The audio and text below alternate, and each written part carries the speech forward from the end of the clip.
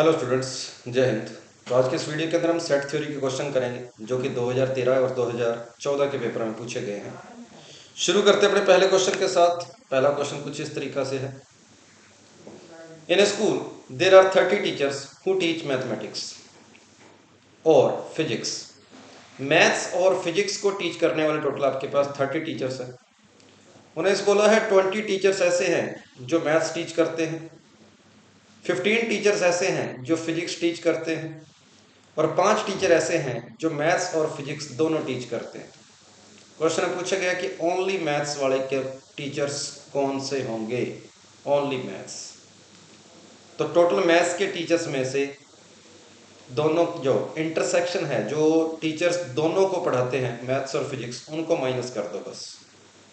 तो 20 माइनस 5, आपके पास इस क्वेश्चन का आंसर 15 हो जाएगा। पहला क्वेश्चन आसान क्वेश्चन था, सीधा सीधा। दूसरे क्वेश्चन की ओर बढ़ता हूं मैं। सेकंड क्वेश्चन क्या कह रहा है? कहता है x एक ओड नंबर है। तो a आपको एक सेट दे रखा है, a एक सेट है और a आपको a के बारे में क्या बोला गया है कि a ओड नंबर्स हैं। कुछ इस तरीके से आपके पास ओड नंबर्स हैं। b के बारे में दिया गया है कि b जो है उसके लिए आप इस क्वाड्रेटिक इक्वेशन को सोल्व करें, और अगर आप इस क्वाड्रेटिक इक्वेशन को सोल्व करते हैं तो x की आपके पास दो वैल्यू आती है, एक 3 आती है और एक 5 आती है। और a और b सेट को देखकर आप कह सकते हो कि जो b है वो सबसेट है a का।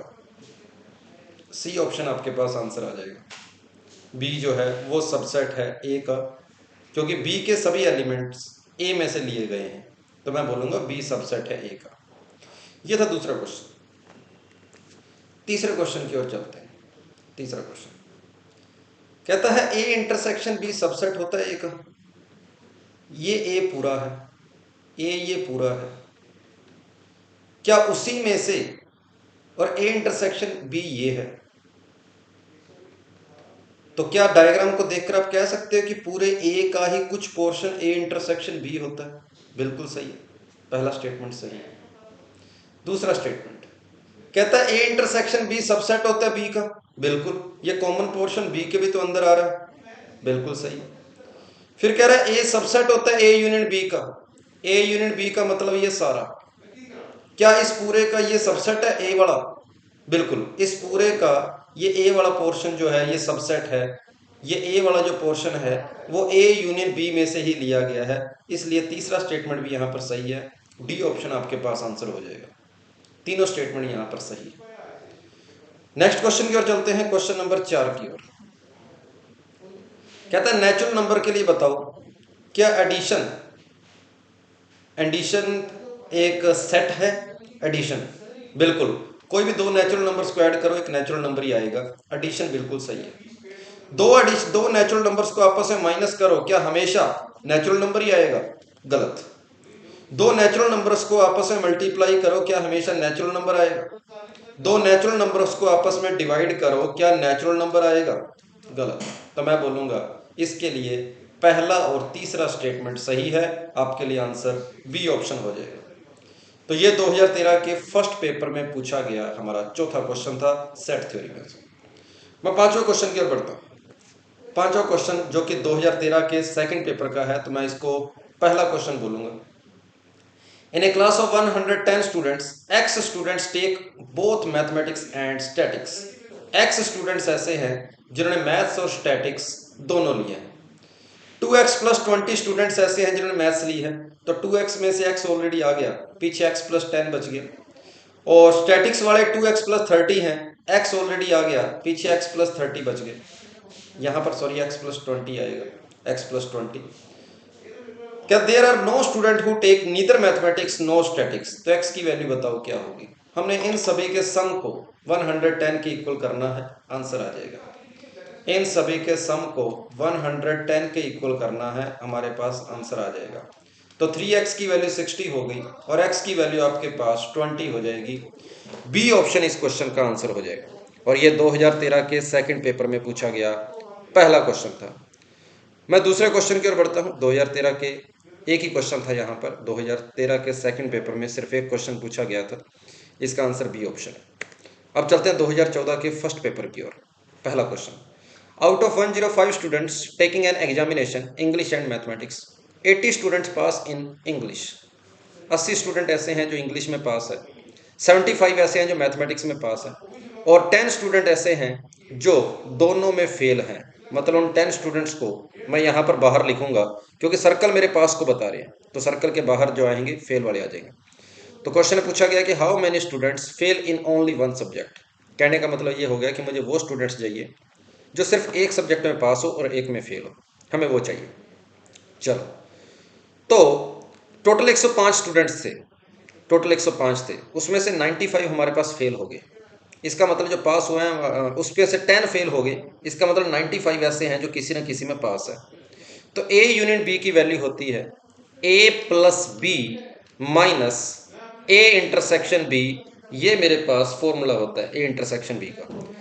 तो यहाँ से ए इंटरसेक्शन बी की अगर मैं वैल्यू निकालूंगा तो वो मेरे पास यहाँ पर अगर आप निकालेंगे तो कितनी आ रही है, देख लो 60 आ रही है। ए इंटरसेक्शन बी की वैल्यू 60 आ रही है। तो दोनों का कॉमन पोर्शन में 60 आएगा, तो यहाँ पीछे 20 बचेगा और यहाँ पीछे 15 बचेगा। तो ऐसे स्टूडेंट जो सिर्फ एक सब्जेक्ट में पास हुए हैं और एक सब्जेक्ट में फेल हुए हैं, 15 प्लस 20 35 आपके पास। तो इस क्वेश्चन का आंसर सी ऑप्शन हो जाएगा 35, कि 35 वो स्टूडेंट्स हैं जो एक सब्जेक्ट में पास है और एक में फेल है। अगले क्वेश्चन पर चलते हैं। ये दूसरा क्वेश्चन है, दो सेट के लिए बात की गई है। ए का यूनियन करना है ए इंटरसेक्शन बी के साथ। ए इंटरसेक्शन बी ये होता है और ए पूरा आपके पास ये है। तो इन दोनों का यूनियन करोगे तो आप देखोगे इनका बड़ा सेट ही यूनियन होएगा। मैं बोलूँगा ए ही इन दोनों के यूनियन का काम करेगा।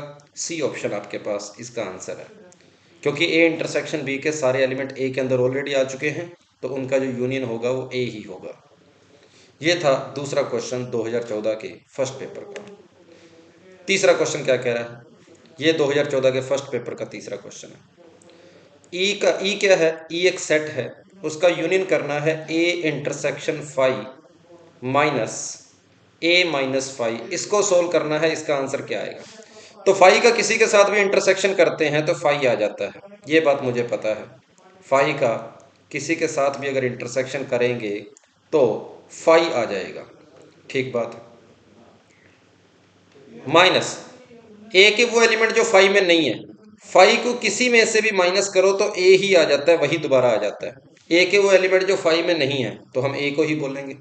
कुछ यहाँ पर इस तरीके से इतना हो गया। ई का यूनियन करेंगे फाई के साथ, फाई का किसी के साथ भी यूनियन कर दो वो दूसरे वाला सेट ही आ जाता है, ई ही आ जाएगा, ई माइनस ए। तो ई में से ए के एलिमेंट को हमने माइनस करना है।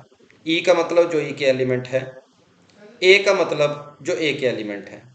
हमें क्या चाहिए, उसने बोला है A is a non empty subset of E. A जो है वो ई में से ही लिया गया है, मतलब जो ए के एलिमेंट है वो ई में से ही लिए गए हैं। तो ई के वो एलिमेंट जो ए में नहीं है, मैं बोलूँगा ए का कॉम्प्लीमेंट, ए का कॉम्प्लीमेंट बोल दूंगा। तो इसलिए इस क्वेश्चन का आंसर बी ऑप्शन हो जाएगा, कॉम्प्लीमेंट ऑफ ए, जो ए में नहीं है, इसका मतलब ये होगा।